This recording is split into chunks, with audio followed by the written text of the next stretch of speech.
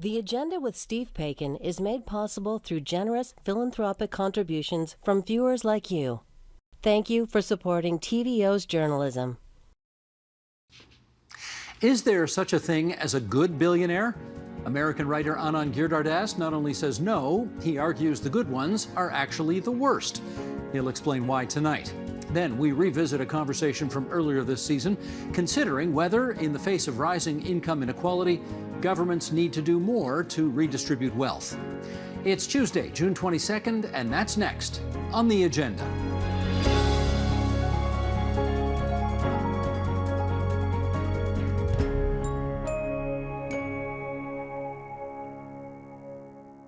Recent revelations from the U.S. Internal Revenue Service showed for the first time just how little tax American billionaires pay relative to their wealth. It's reignited a major debate about exactly who is paying their fair share.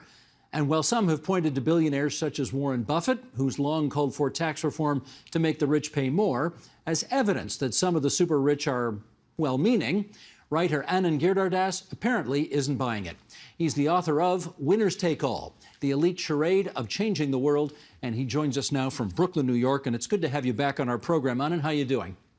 It's good to be back with you. I feel like I'm becoming a veteran. Yes, you are. Let's start with this recent report from ProPublica, and then we'll come up with a question after we lay the case out here.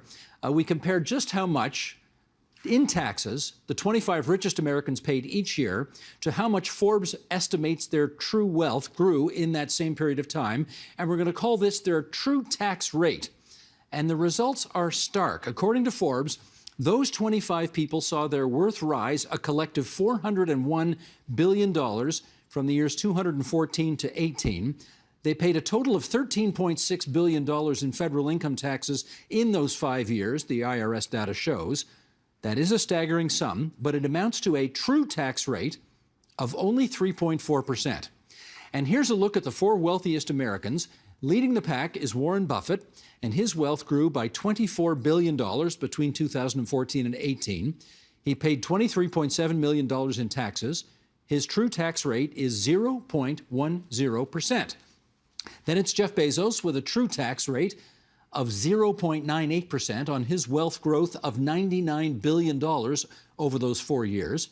Number 3 is Michael Bloomberg, the former mayor of New York, with a true tax rate of 1.3% on his $23 billion in wealth growth. And then Tesla's Elon Musk at 3.27% on $13.9 billion in growth. Can I get you, Anand, just to start with, can I get you to characterize the rate of tax payment those four are paying, if you would?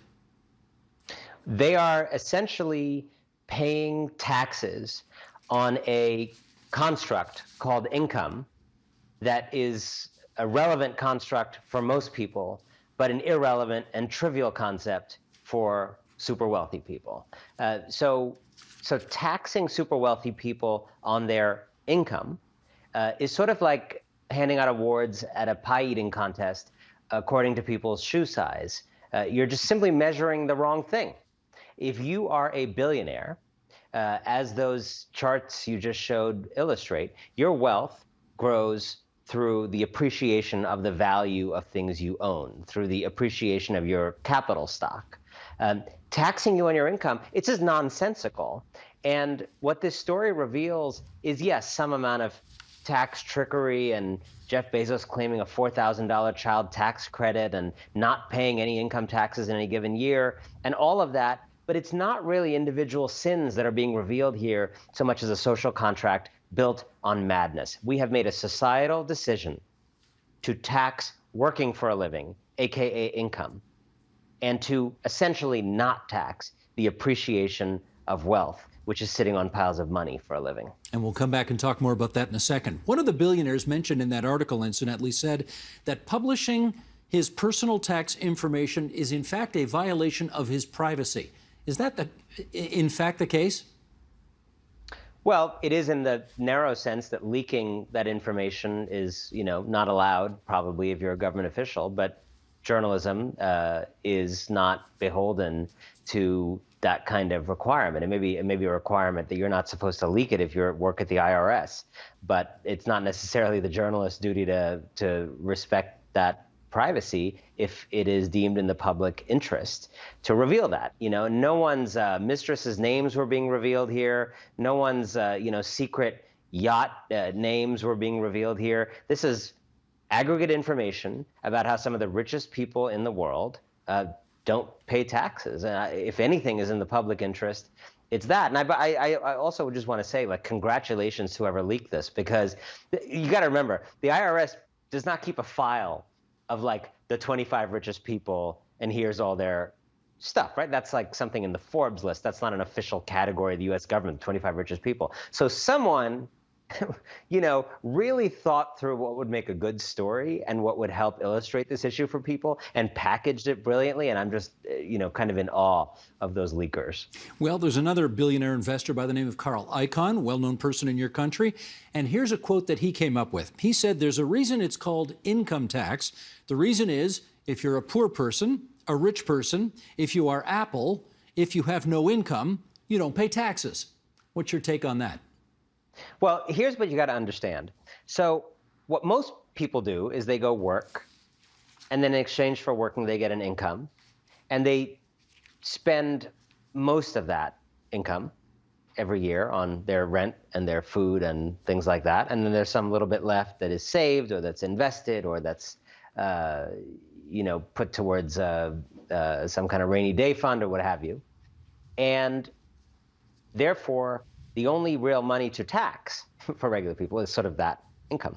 And by the way, regular people actually do pay a wealth tax in addition to that in the US through property taxes, which again is not based on your income. That if you have a home that's worth $100,000, you will pay a certain fraction of property tax every year. And the government doesn't care whether you have liquid cash or don't. You may have to liquidate cash. You may have to go, take a loan. You got to pay that property tax, which is a wealth tax.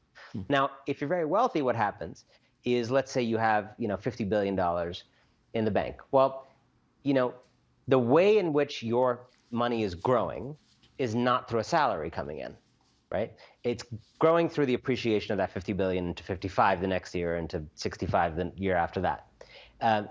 And furthermore, and this is actually the most important contribution of this story, I thought, they explained that in order to live, right, because these people do have to buy their yachts, and they do have to take care of spouses as well as mistresses, and they do have to take care of education for their kid. They have expenses, and they actually have lavish expenses. They have 8 homes. You got to actually pay for those homes. How do they do that without selling stock, which would then subject them to capital gains taxes, right? That's at the heart of the story. And it turns out the answer is they go to a bank and they say, I want a loan. Right? So I'm worth $50 billion. I want a loan for living expenses. So let's call it $300 million, like a $300 million loan, which might translate into monthly payments of, whatever. And what I'm going to do is I'm going to give you my stock, some of those 50 billion, as collateral. As long as you're willing to do that, the bank's very happy to give you that $300 million loan, right? In fact, to even make those monthly payments, let's say you have $1 million a month monthly payment, what they sometimes do is then they take out an additional loan to pay the first loan. So they're actually not having to expend any cash to service this loan. And then I have $300 million in cash to spend, which they've gotten just by offering the bank paper stock collateral. And they can go through their whole life basically never selling their stock, never paying capital gains taxes on it, and asking their accountants to keep their income figure really low or artificially lowering it by selling off certain things here and there, declaring losses on certain things. What you're seeing in this article, and I really want people to understand this, is a portrait of a certain kind of life in which one can essentially from young adulthood through death bypass the entire system of taxation of the country while being among the biggest beneficiaries of the structures and systems that those taxes pay for. But I guess one of the questions we have to ask is, do we blame them for taking advantage of perfectly legal loopholes that are in the tax system, or do we blame the politicians who wrote the tax system to be this way and let them get away with all this? What's the answer to that? All of the above. Things being legal doesn't make them moral. I mean, it was a shame that slavery was once legal in this country. But it was legal in this country. And just because it was legal doesn't mean that I absolve anybody who did what was legal in that time. It was legal to buy and sell people in that time. And I sure hope people were wise enough not to do it. And if you did do it, doesn't matter. You don't have an alibi in the idea that it was legal. It was wrong. I think it is wrong to hoard $100 billion through a system that is indefensible, unless, and I think there's a important unless here, unless you are literally doing everything in your power to dismantle that undue privilege. Well, let me pick up on that, can I? Let me pick up on that, because Sure. I did read your piece in the New York Times, I think it was the New York Times the other day. Fascinating column, and I guess I'm one of those who thought Warren Buffett was one of the good guys, and then I read your column which says he's not one of the good guys. And I thought he was one of the good... one of the good guys, and the good guys are the most dangerous guys. Okay, all right. I guess I thought he was one of the good guys because I remember him saying he wants to give away 99.5% of his fortune. And in response to ProPublica's report, he wrote, quote, "I continue to believe that the tax code should be changed substantially and that huge dynastic wealth is not desirable for our society." So he seems to be in the right place. His heart seems to be in the right place. Why is his being one of the good guys making him one of the most dangerous guys as well? Because the bad guys are quasi-criminals, right? I mean, there are people who commit financial fraud on Wall Street. There are people who run social media platforms in ways that imperil democracy and enable white supremacy. There are people who make billions of dollars selling opioids. That's a certain category of thing. And those stories dominate the news. You've done stories on those things. I've done stories on those things. When people focus on those stories, we're at risk of miseducating them that the problem is the corruption of the system, when in fact the problem is just the system.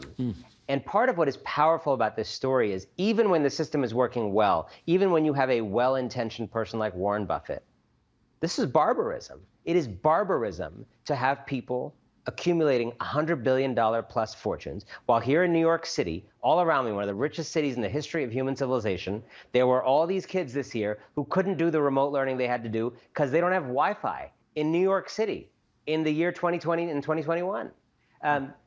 These resources are resources that were not paid as wages to folks, were not paid as taxes. And Warren Buffett is playing this interesting double game that we got to be real about. Warren Buffett says, my income taxes should be higher. What this article reveals is that is a trick, because he doesn't have a lot of income. He doesn't report a lot of income. So it's not a surprise now that this story has come out that Warren Buffett is in favor of raising income taxes, because Warren Buffett basically does not have a lot of income. And he presumably constructs his affairs to not have a lot of income, right?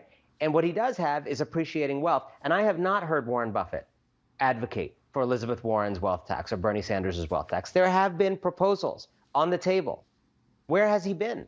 Where has he been? If he's truly in favor of ending dynastic wealth and breaking down these fortunes, there have been proposals on the table that you and I have spent time discussing before, and half the country has discussed before here in the United States. Where was he? There was no op-ed then. What he has done is advocate for raising taxes on a kind of money that he doesn't really have, which is income. Well, let's just remind everybody what Elizabeth Warren had to say, because we're going back a couple of years now when she was running for the Democratic presidential nomination. She proposed a wealth tax on 2% of assets worth more than $50 million and 3% on assets worth more than $1 billion. That was then. Where do you think we should be now on those numbers? What's interesting is I think that, her plan, and then Bernie Sanders had a plan. These are very, very important conversation starters. They were elevated into the presidential campaign. I think we had a real debate about capitalism and billionaires in this 2020 presidential primary on the Democratic side that we have not had before in America, and that was terrific. But I actually think, in light of what this reporting is showing, even the Elizabeth Warren and Bernie Sanders wealth tax plans are good starts, but inadequate to the problem, and grossly inadequate to the problem, possibly inadequate by a factor of 5 or 10. And the reason is these fortunes tend to grow at least at a rate of return of 10% and above, right? Often 15, 20, 25%. In other words, these folks have they don't invest in, they don't have a Fidelity account with like some stocks and bonds the way someone watching this does. They have access to all kinds of IPOs and special purpose vehicles and early things in companies and rounds of Series A, Series B investments. So those things have a much higher return. They're more speculative, they have a higher return. So if these folks have $1 billion one year, they have $1.2 billion next year, and then it goes on from there, right? Compounding. So the Warren wealth tax, 2 or 3%, even a little higher when she raised it later. The Bernie one, I think, is somewhere in the 8 to 10% neighborhood. This would not actually shrink fortunes. This would slow the rate of growth of fortunes, right? So someone who has $1 billion now, who might have, $10 billion by the end of the decade, might instead, under their plans, end up with $5 billion at the end of the decade instead of $1 billion. They've still pulled drastically ahead of you. They've still increased their clout over public life, public schools, public health, public parks, but they've pulled ahead of you slightly more slowly than they might have. What I'm suggesting is an erosive wealth tax, where the $1 billion would become, let's say, 900 million the next year, and then it would become 800 million the year after that. An erosive wealth tax is important partly because it would pay for a bunch of stuff, which Sanders and Warren detailed. But it's also important because even if it paid for nothing, even if you put it in a chest at the bottom of the ocean, cutting down these fortunes, and I want folks to pay attention to this idea, cutting down these fortunes is an intrinsic good in and of itself, even if it finances nothing. How come? This is really important to understand. Simply having $100 billion and existing in this society is too much power. It is a power differential that a democracy cannot tolerate. Well, can we play this through? And by that I mean, during the course of the last 15, 16 months during the pandemic, there are particular companies that have done particularly well by virtue of what they've been able to do versus others that have had to shut down. Walmart, Costco, Amazon, we know the list. If any government, a state, a province, a country, tried to go to them and say, you have done really well through the course of this pandemic, and we want to put a special tax on you to acknowledge your windfall, what do you think would happen? Well, the general way to do taxation is not to go to anybody and tell them anything. It's just to pass the legislation. So I wouldn't go to them. I would just tax them, right? The going to them part is what, is where the breakdown happens, because these companies, as you say, thrived while other businesses failed. They thrived in part because there was new demand for things in the pandemic that there wasn't before, but they also thrived because they were powerful.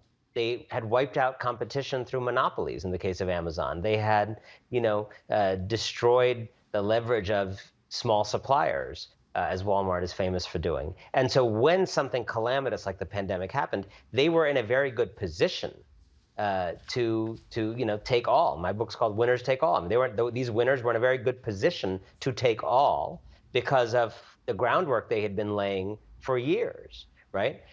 So these shops in my neighborhood in Brooklyn, they were doing badly before the pandemic too. Just IRL physical shops. We're having a hard time for a long time.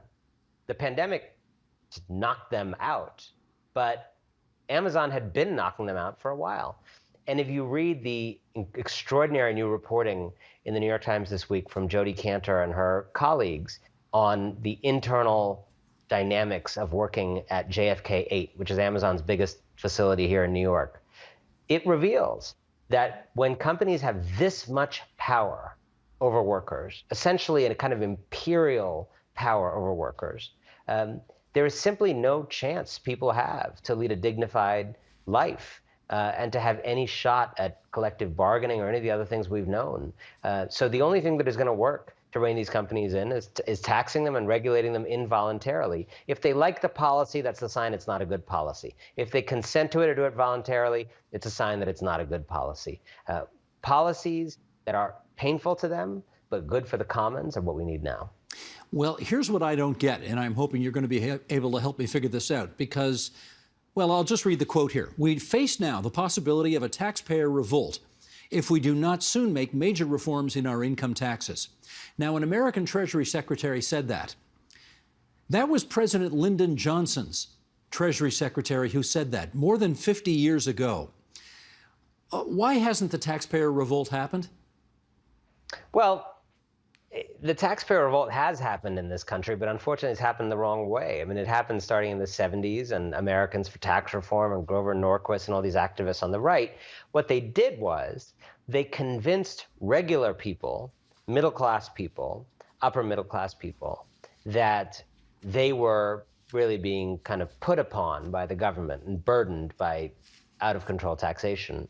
And then they used that energy, the Republican votes that generated, to cut taxes generally in ways that mostly benefited people far, far, far richer than those voters.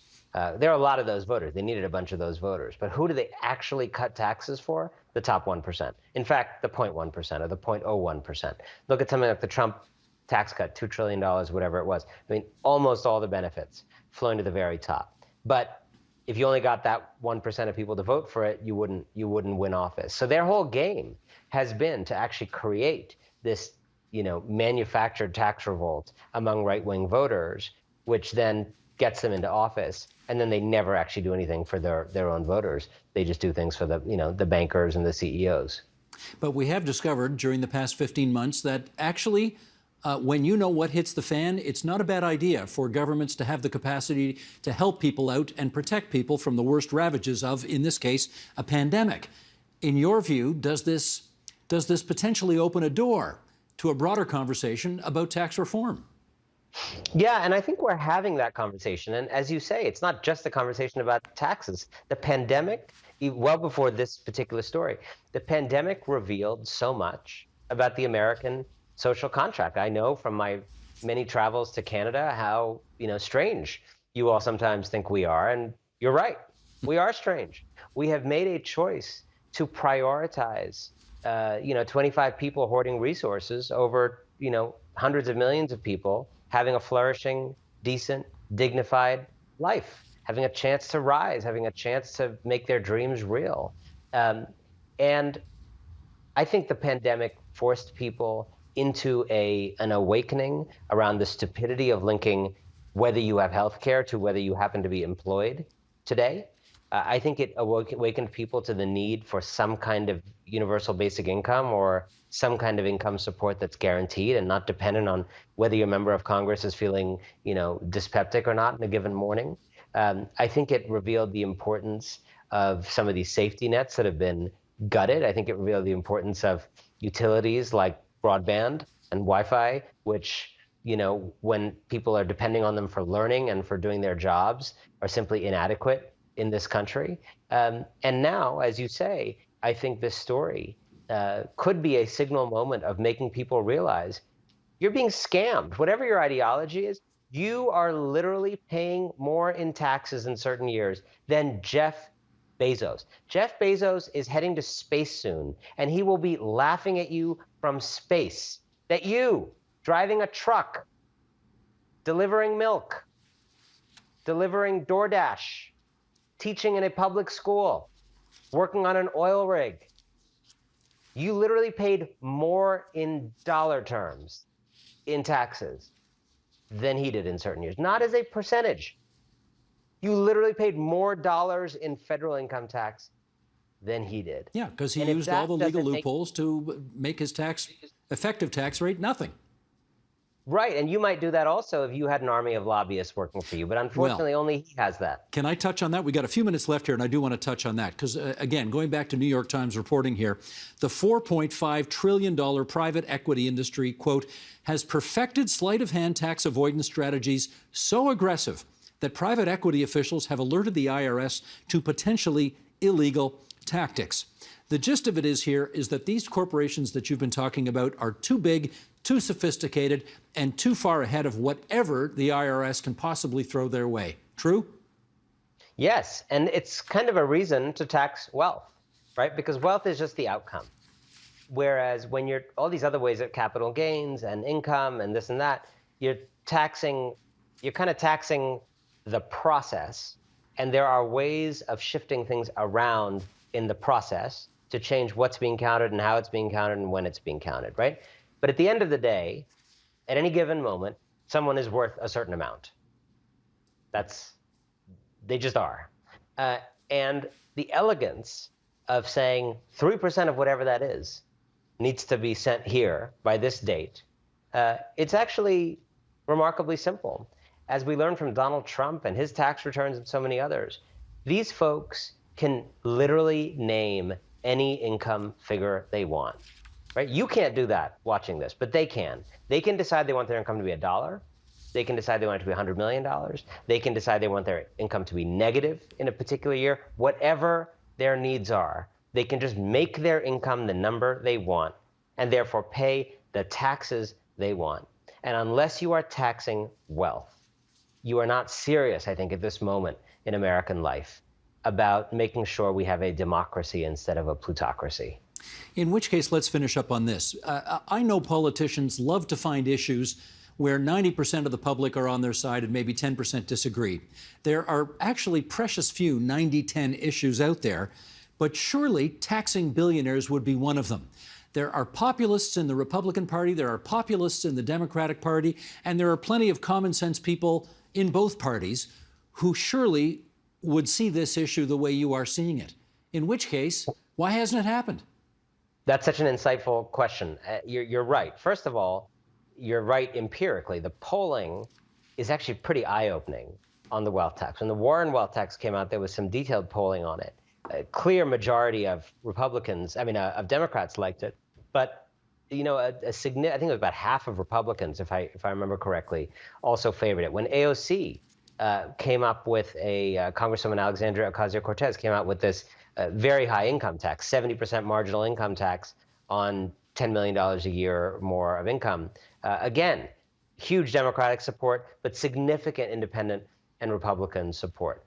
So the answer to your question is, A, yes, this is a 90-10 issue in terms of raw public opinion, or could be if you had the right backing. B, why doesn't it happen in spite of that? Well, there's a billionaire veto. So a lot of 90-10 issues in the United States don't become 90-10 votes because A, the people in Congress are just way richer than average people in general. But more importantly, they're beholden to big donors, to dark money, and those forces are hell-bent, on preventing this above anything, probably. I mean, nothing is more existentially threatening to them than, having 10% of your wealth disappear every year, even though it's the right thing to do. And so I think it is going to require some really powerful cross ideological organizing to build a coalition for this issue. But I will tell you, as someone who's written about this for a long time, argued about it for a long time, I think there is a growing groundswell across battle lines on this issue. I think there's a growing recognition that whether you're left or center or right, you are living in a scam and you are not on the good end of the scam, and people much richer than you have organized the society to be a casino where they always win. And I actually think a lot of Americans, if properly educated about this, have it in them to rise up and take the American dream back from billionaires who want to privatize it. We shall keep watching. Mr. Giridharadas, we always enjoy your appearances on our program. Thanks for joining us again tonight on TVO. Steve, thanks for having me.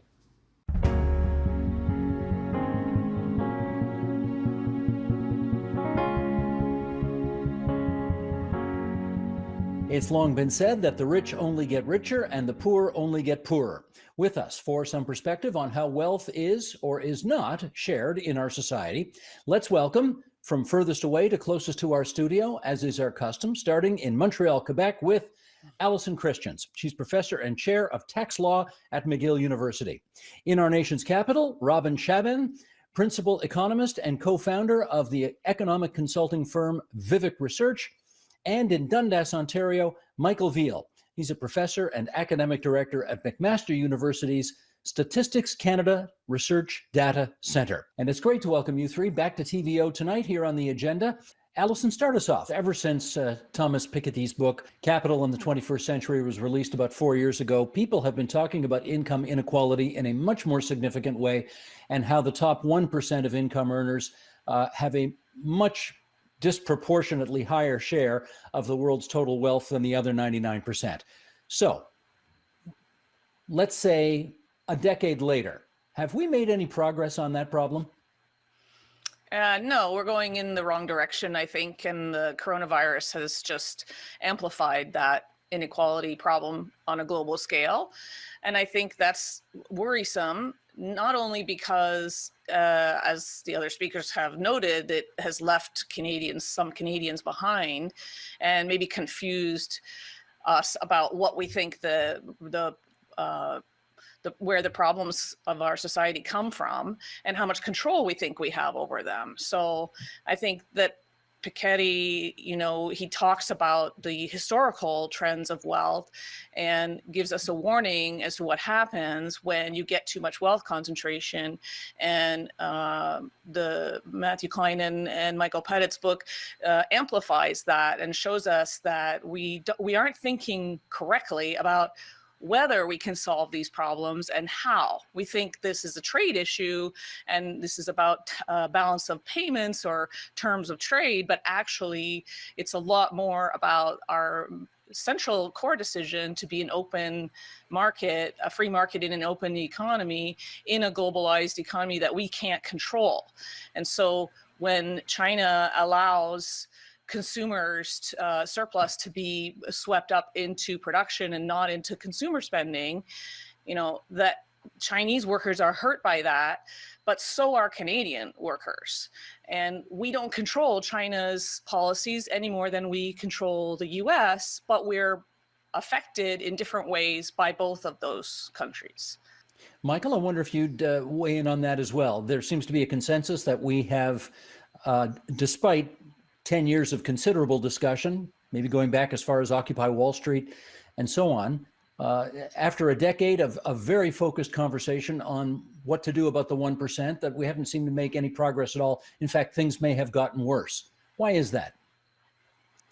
Hard problem to solve. I think that we have tried to redistribute, but at a certain point, it becomes harder and harder to do that because the mechanisms against redistribution, essentially behavior of the people who get taxed more, can change more and more. So it's just a difficult problem for us to solve. I don't think we should think of ourselves as being a society that doesn't do a lot in that direction, but to do more and more gets harder and harder. Robin, do you think it is the role and responsibility of governments around the world to redistribute wealth?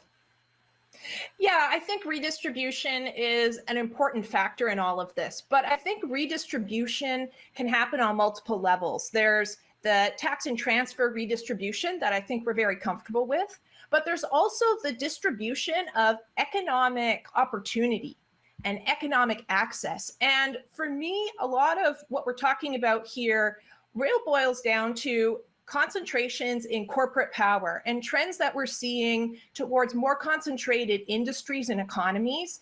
And this is critical as a trend because it can be a major driver of the inequality that we're seeing today.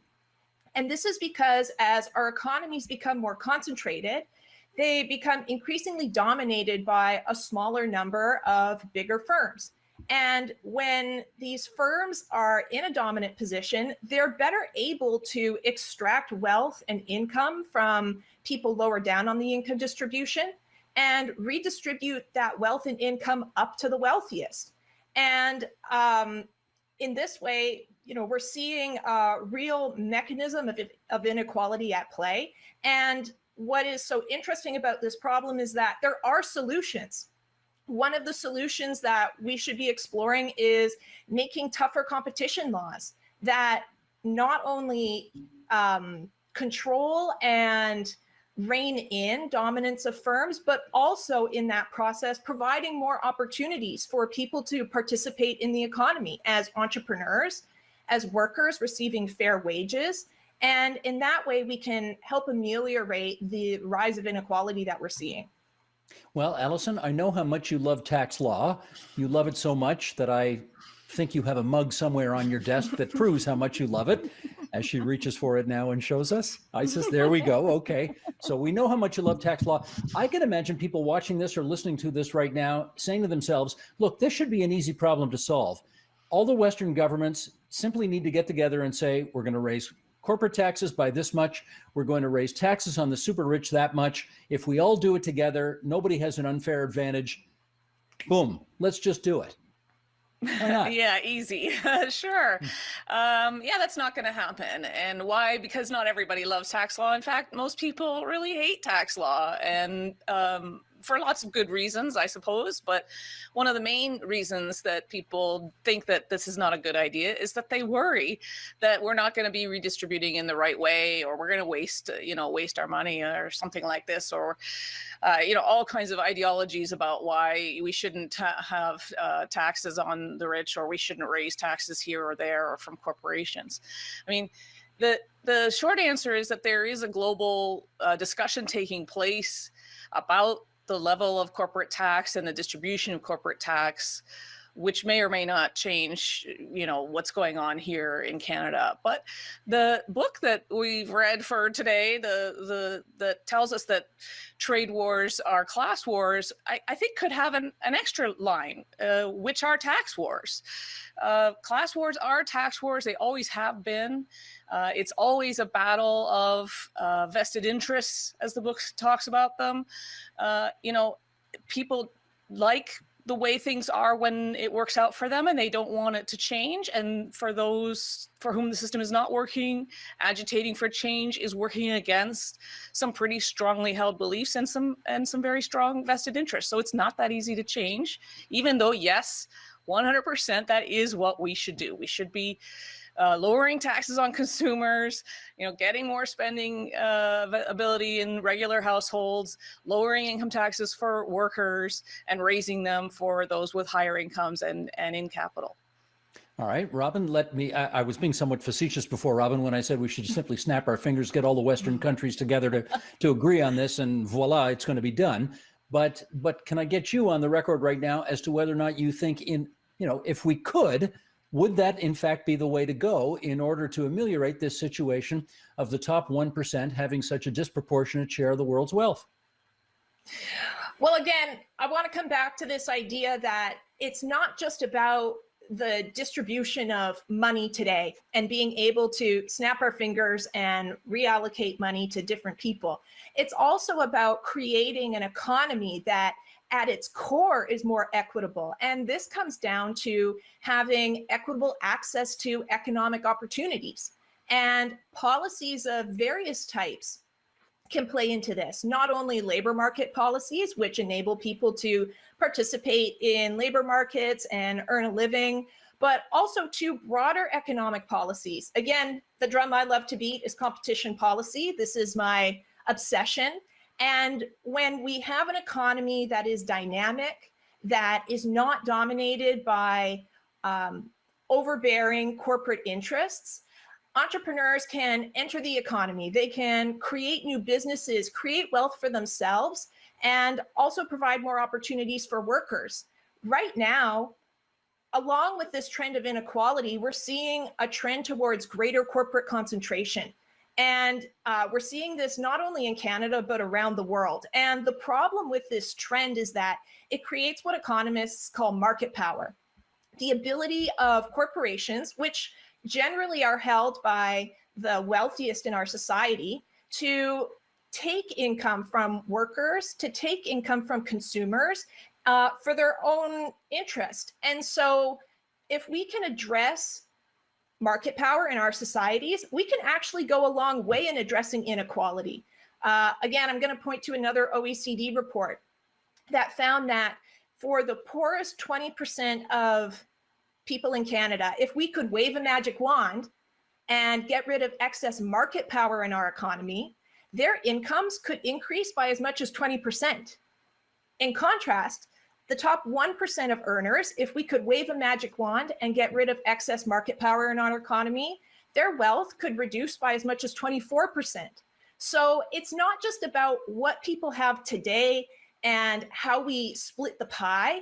It's about creating a system where everyone can have access to economic opportunity, and we don't have certain individuals who tend to be wealthiest creating a game for themselves so that they can extract wealth from other people. And again, I'll bring it back to the point I said before, which is we have a policy solution for this, and it's competition policy. And competition policy is about creating a dynamic environment where we don't have single overbearing dominant firms controlling the economic rules of the game and creating inequality. Sounds to me, from the way you've described that we ought to spend our time looking for that magic wand, because if we could find it, that would really solve all our problems, wouldn't it? Anyway, Michael, let me get you to weigh in on this issue. Do you think it would be advisable to raise taxes on the super rich and on corporations in order to address the issues we've been talking about tonight? Certainly on the super rich, I think the corporations is a more complex issue. But I do agree with what Robin just said about equality of opportunity. I'd like to point out that when you look at the numbers, the chances of a kid born to poor parents in Canada of moving up the income scale are actually pretty high by world standards. It's certainly, it's imperfect, but it's pretty high, up to about the same standards as the Scandinavian countries. What I think we have our problem looking forward is that that's largely based on our education system and our healthcare system. And as we think about COVID and other things, that's probably going to be under threat as governments become in more and more straitened situations financially. Allison, let me get you to address one of the issues that Matthew Klein talked about in his book, and that being the wealth that is concentrated at the top is wealth that, considering the size of it and how much heft it has, actually doesn't create that much bang for the buck. It doesn't create the number of jobs that you'd think that kind of wealth should or ought to. Is that true or false? I agree with the authors of the book. That's true. And part of the reason that's true is because the way you get that kind of wealth is by suppressing wages and consumer power. And when you suppress wages and consumer power, then there's less demand for the goods and services that the companies are providing. And when there's less demand, then that's what is creating, kind of a glut of those goods and services that people can't afford. And so when people can't afford them, then who are we selling that stuff to? That problem is kind of the big picture of that book, that if we do not solve this problem of consumers being squeezed in order to make money for the 1%, if we don't solve that problem, then we're in a spiral. And it's really hard to solve that problem because once you give that much money and power to the wealthy, they don't want to give it up. Well, okay, Michael, I know we think of ourselves as an independent country, we Canadians, but the fact of the matter is we share a pretty long border with the most powerful economy in the world and have for a very long time. And therefore, is there anything we can truly do about this in Canada if the United States doesn't want to come along for the ride? I think that it limits us.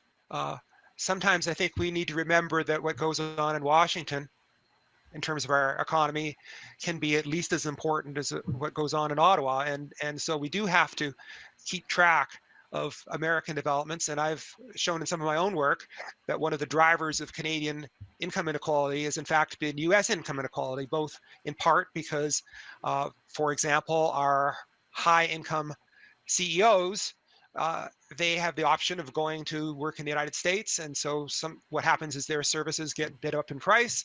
And also, of course, perhaps we sometimes mimic American culture in this matter as well. And our institutions are more likely to pay high salaries at the top, partly because we see the United States doing the same thing. So I do think it matters, our closeness to the United States. I think we can move a little around the edges, but I think it's always a limiting factor. Whatever the United States does matters for our policies. Robin, maybe you can pick up on that. And I know the answer to this question must seem obvious, but let's put it on the record anyway. Why does what's happening in Washington and in the capitals of the United States play such a huge role in what we're able to or want to do in this country? Well, I think, again, one of the obvious answers to that is that we as an economy are really integrated with the economy of the US. We have the US as our major trade partner.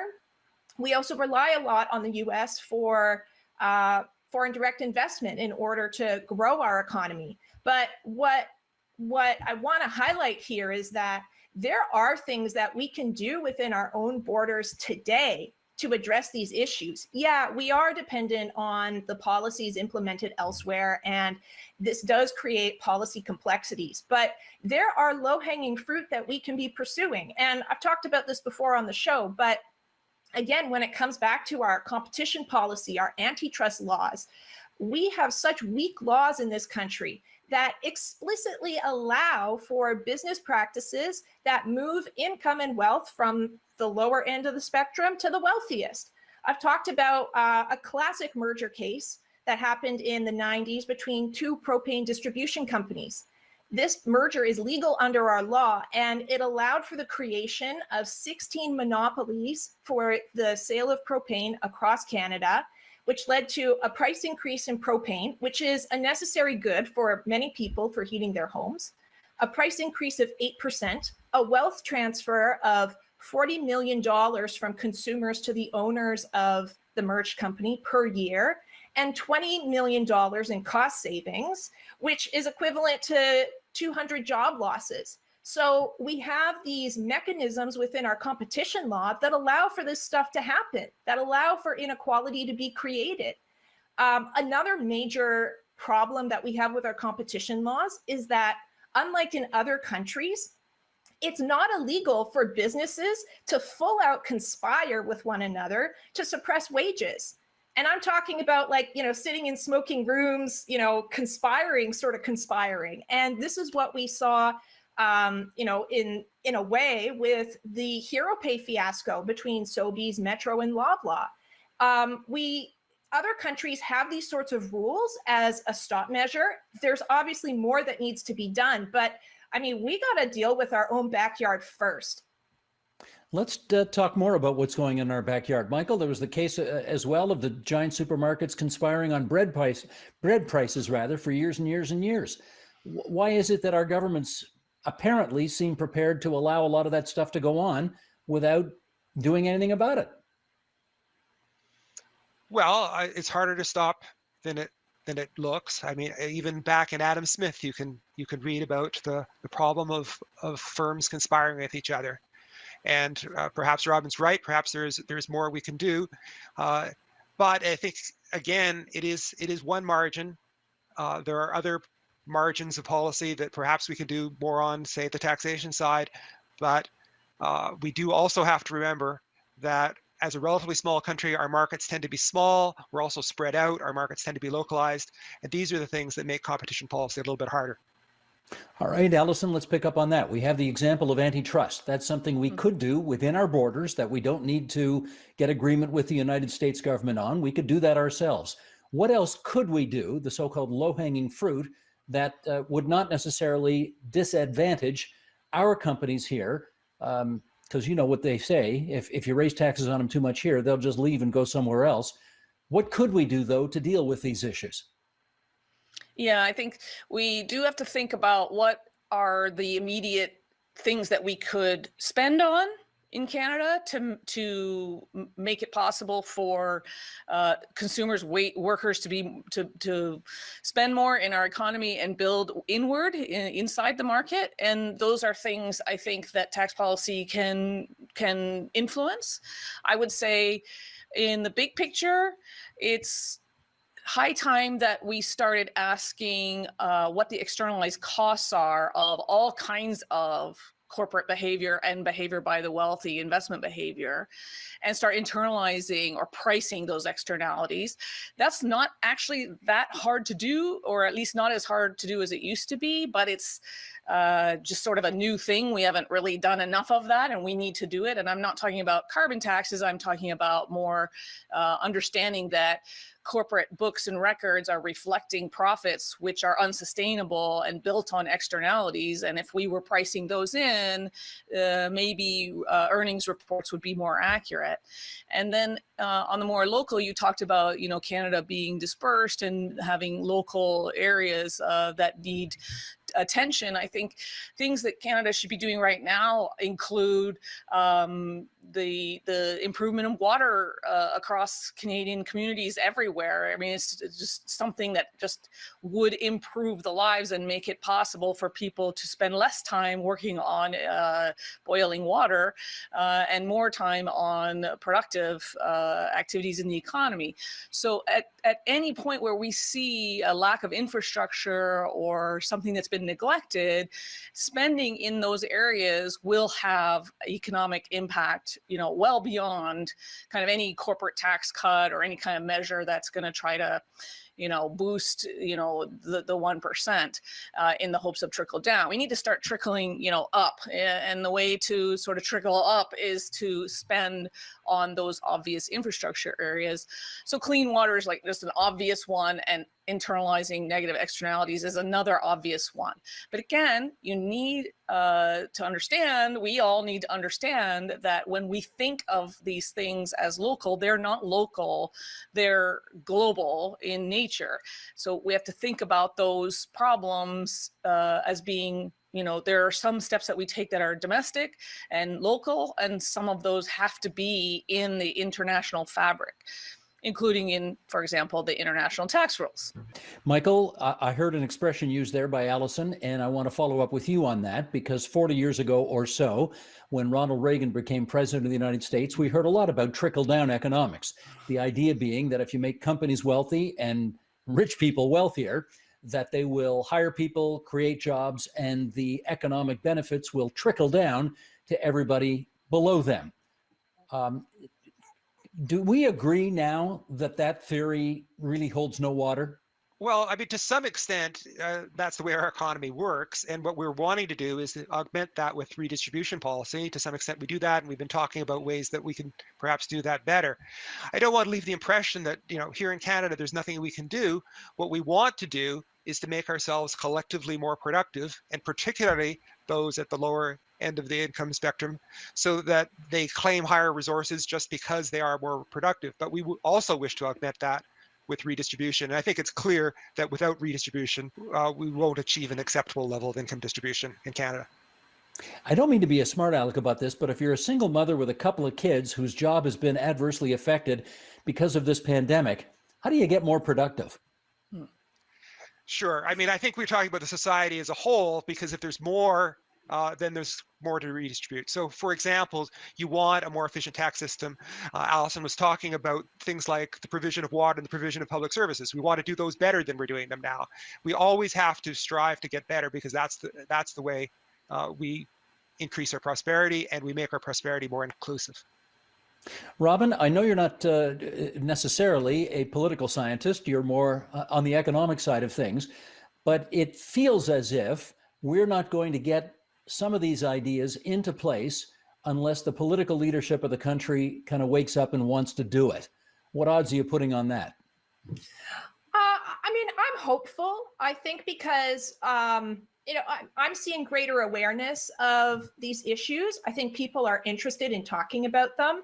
And I think that, as time goes on, the pressure is building. I think that folks are, increasingly becoming impatient, especially with the announcement of the Rogers-Shaw deal, which no doubt is another example of a redistribution mechanism. If this deal goes through, prices for mobile prices are very likely to go up. And Rogers and Shaw are owned by two of the wealthiest families in Canada. And I think that folks are beginning to understand that it's not enough just to have redistribution. But again, back to what I was saying before, it's about having a fair economy. And it's, I push back a little bit on Michael's comment that, yes, it's about increasing productivity, but if we don't have equitable distribution of power within the economy, then we're still going to have an inequality problem. I'm thinking in particular about a recent study of a digital platform, Amazon's Mechanical Turk, which allocates typically low-paid work to people across the world. And the study found that because of the market power of this platform, because it's so dominant, workers on the platform can receive up to 13% less than what they deserve in compensation based off their measurable productivity. So it's not enough to have, the single moms becoming more productive, but we also need to have a distribution of power within our economy so that people can actually enjoy the fruits of their labor and that income is not extracted from them and going to the 1%. In our last 30 seconds, Allison, could you weigh in on this issue?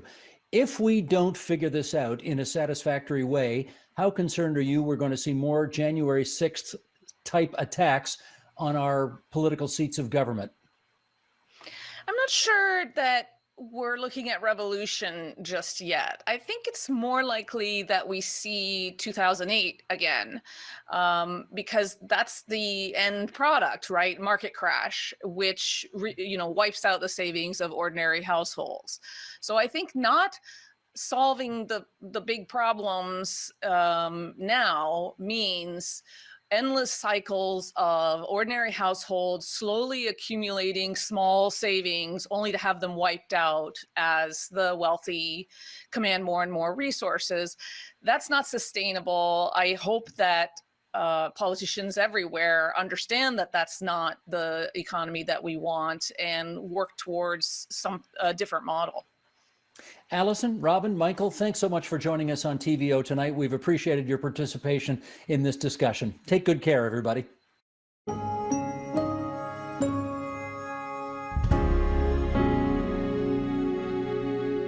And that is the agenda for Tuesday, June 22nd, 2021. Ontario's Minister of Health, Christine Elliott, is with us tomorrow to talk about a year and a half of managing the worst pandemic this province has seen in 100 years. And we hope you'll join us for that.